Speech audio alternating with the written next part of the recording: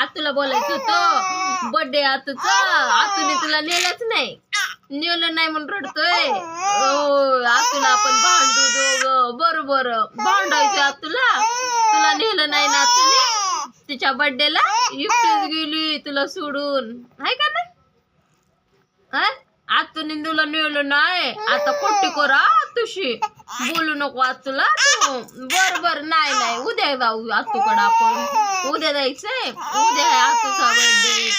बरोबर नाही रडायचं नाही, आतूशी कट्टी करायची. बरोबर रडू नको, उद्या बोलवते तुला आतू. आता जायचंय का?